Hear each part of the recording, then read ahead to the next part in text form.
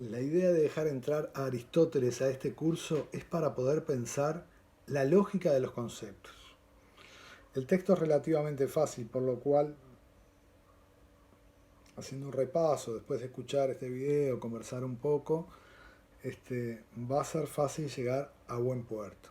Pero es bueno ahora, arrancando, tratar de tener claro para qué hacemos esto, para entender la lógica de los conceptos. ¿Y por qué en una carrera como esta es bueno tener clara la lógica de los conceptos? Por lo que le decíamos en la primera clase, ¿sí? Lo primero es la idea, y lo tienen ahí ustedes ahí en el repartido. La idea, nosotros somos muy, en Occidente, muy palabra dependiente, o sea que es muy probable que cualquier idea vamos a intentar traducirla en una palabra. Después que tenemos la palabra, después que la idea se convirtió en palabra, vendrá el paso de traducirla a una imagen. Y por ahora no se ha encontrado otra forma de razonar esto de producir sentido a través de imágenes, y si no, invito a alguien a que formule una hipótesis alternativa. Entonces es una buena herramienta saber no solo cómo llegar de la idea a la palabra y la palabra a la imagen, sino ver cómo se organizan esas unidades mínimas de sentido. Un concepto, ¿verdad? Llueve, Jorge, mesa, pelota. ¿Qué es lo que queremos demostrar? Lo que queremos demostrar es que un concepto vive y es alguien o es algo en función de otro, que es de otro distinto, contrario o contradictorio. ¿Esto qué quiere decir? Que cuando yo digo flaco, ya estoy pensando en la idea de gordo, de alto, de bajo, de negro, de blanco. A ver, un poco salpicadamente así. Si lo contrario de negro es blanco, lo contradictorio de negro es no negro. Entonces estamos distinguiendo lo que es la diferencia entre lo contradictorio y lo contrario. Había un juego que de repente algunos de ustedes lo recuerdan en un grupo musical histórico en Uruguay que se llama Canciones para no dormir la siesta, que lo pueden perfectamente googlear, y hay una canción que decía algo así: si yo digo alto, ustedes dicen bajo. El juego de los contrarios. Entonces googlean el juego de los contrarios, canciones para no dormir la siesta, y van a ver que hay algo de esto. El desarrollo de Aristóteles es un poquito más acabado que el juego de canciones para no dormir la siesta. Pero yendo al juego, si yo digo verde, ustedes dicen rojo. No, porque el rojo y el verde son distintos. No son contrarios ni contradictorios. Y esa es un poco la idea. Llegar a un lugar, a una lógica en la cual yo pueda distinguir los conceptos, siempre en el camino poder algún día diseñar una idea, ser un experto en diseñador de imágenes. Distinguir los conceptos y ver cómo se relacionan. ¿Está bien? ¿Qué es lo que quiso demostrar Aristóteles? Y que nos viene muy bien. Y es que para llegar a un concepto verdadero, para llegar a la verdad, antes que el contenido está la forma. Es la forma la que nos invita a pensar que algo es verdadero. Primer paso. Y esto no quita que desde la forma yo pueda llegar después al contenido, y en esa relación, en un ida y vuelta, retroalimentado de forma y contenido, llegar a la verdad. Rematamos entonces este primer momento diciendo que un concepto es verdadero, formalmente verdadero, y en contenido también,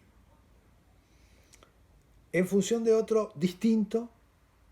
Cuando yo enuncio uno, ya estoy enunciando al distinto, y ya estoy enunciando al contrario y al contradictorio al mismo tiempo. Si no existieran todos esos posibles valores, el concepto, su distinto, su contrario y su contradictorio, yo no podría decir algo acerca del concepto central que me interesa. Esa es la lógica general de este módulo de Aristóteles que les invito ahora a repasar en función del repartido de clase que ustedes van a tener a mano. Por ejemplo, van a tener por ahí el idealismo dialéctico de Hegel. Hegel intenta hacer esta distinción en lo que él llamó el idealismo dialéctico. Él decía que cada idea siempre genera la idea del contrario, pero de un paso más. Y Hegel, atentos muchachos, 1770-1831, es el padre del idealismo, previo al materialismo. ¿Quién es el padre del materialismo? Por decírselo de algún modo, en una biblioteca de teoría de las ideas, Carlos Marx. Pero previo a Carlos Marx está el idealismo dialéctico de Hegel, al cual después Marx le contesta con su propuesta, casi pocos años después del planteo de Hegel, con el materialismo dialéctico también. Pero acá, estrictamente en este momento, no nos importa ni la discusión del idealismo ni la discusión del materialismo, sí el funcionamiento dialéctico de las ideas. Hegel piensa que la razón es espontáneamente dialéctica, todo concepto racional es dialéctico. Apenas ha afirmado una cosa, tiende a negarla o a contradecirla. En el concepto mismo vive su contrario y su contradictorio. Y luego plantea cómo se supera esa contradicción en una tercera idea que también está implícita. ¿Sí? Por tanto, el movimiento dialéctico del pensamiento es ternario. Tiene tres partes. Toda tesis supone que genera una antítesis, o sea, ante una afirmación inmediatamente está la negación, y existe un tercer componente que es la síntesis, que es la superación. Se supera ese antagonismo por una reunificación de un nuevo concepto que supera a los dos. Y en el gráfico lo tienen clarísimo. Ejemplo típico para poder ilustrar la dialéctica de Hegel. La tiranía como idea primera, a modo de tesis, genera una idea contraria a modo de antítesis, que es la libertad. El tercer componente que supera estos dos y que hace de síntesis es la ley. Ese es un planteo que es bastante posterior a esta lógica aristotélica que en principio a veces cuando la encaramos por primera vez ante la primera lectura nos presenta cierta dificultad, en principio diría de conceptos y sobre todo de las traducciones. Imagínense que son traducciones absolutamente milenarias y que nos hemos ido quedando, lo que se llama un proceso de ósmosis. Sintéticamente nos quedamos con esto, pero no repitan por ahí que esto es el pensamiento de Aristóteles. Aristóteles es mucho más complejo. Esto es un trabajo que hacemos para poder utilizar como faro, como luz o como guía al pensamiento de Aristóteles, a nuestra práctica concreta de diseñadores. O sea, es todo mucho más complejo que esto tan simple que les estamos ofreciendo. Entonces, nos metemos esquemáticamente en Aristóteles y retomamos como una semilla o como una vela que va a estar prendida siempre, hagan la metáfora que quieran, de la definición del concepto de comunicación de Aristóteles, que siempre nos va a acompañar, por lo menos hasta comunicación 4, ojalá que después en sus vidas profesionales también.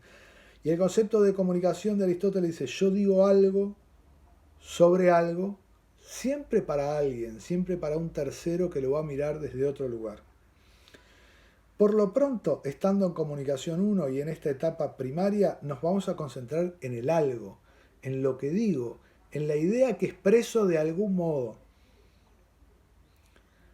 Pero, vinculándolo con la clase primera, van a ver que nosotros, en principio decimos, para llegar a la imagen, primero hay que trabajar la idea. Y somos palabra pensante. Dependemos de la palabra a la hora del pensamiento. Es una discusión que la daremos, ojalá algún día, en clase de modo presencial, bien interesante. Entonces, eso que digo es un primer concepto. La lógica aristotélica se preocupa por los conceptos. Vieron que usualmente utilizamos como sinónimo la palabra concepto y la palabra término. ¿Sí? ¿Qué término estás utilizando? La idea de término es donde la idea termina. Por eso es un sinónimo, concepto y término. ¿Ah? Término, termina ahí. ¿Sí? Jorge es alto. Ahí quedó agotada la complejidad de la idea que vincula dos conceptos, el ser humano con la altura. Con los centímetros que mide alguien, yo qué sé. La lógica aristotélica, decimos, se preocupa entonces por los conceptos y funda las bases para las leyes del razonamiento, pero por sobre todas las cosas para lo que les dije antes. Funda las bases para identificar formalmente cómo un concepto enuncia al mismo tiempo su contrario, su contradictorio y su distinto. O, si se quiere, primero el concepto distinto, después el contrario, después el contradictorio. Sobre esta introducción es que nosotros tenemos que tratar de manejar, ahora sí, con un criterio muy pragmático, no tanto de redescubrimiento teórico y polémica de Aristóteles en el marco de la historia de la filosofía, sino el criterio pragmático para ver cómo esto opera continuamente en las decisiones que vamos a tomar a nivel de ideas y de diseño. ¿Sí? Es aquello, como dicen a veces los profesores de matemática, nombro uno genial, para el que quiera googlear, un matemático argentino que fue comentarista de fútbol también, que después en otros cursos los mencionaremos, que se llama Fabián Paenza, que hizo un libro que se llama Matemática, ¿estás ahí? Y él lo que trataba de hacer era demostrar cómo permanentemente en la vida cotidiana convivimos con la matemática mucho más de lo que nos damos cuenta, porque no nos detuvimos a pensar cuántas decisiones matemáticas tomamos a lo largo de un día. De algún modo, esto es similar. ¿Cuántas veces a lo largo del día emitimos un juicio, relacionamos conceptos, tomando partido por una cosa o por otra, y poniendo en juego esta lógica aristotélica?